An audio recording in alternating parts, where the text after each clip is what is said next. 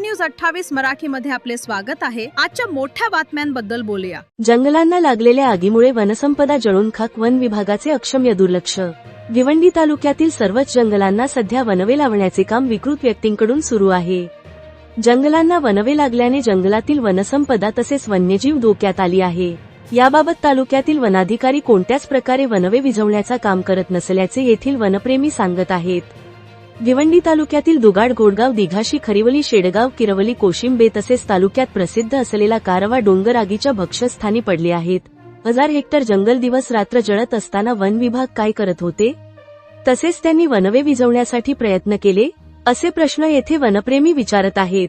भविष्यात अशीच जंगल जलत राहिले तर सह्याद्रीच्या या छोट्या मोठ्या पर्वतरांगांमध्ये असलेली वनसंपदा पूर्णपणे नष्ट होईल।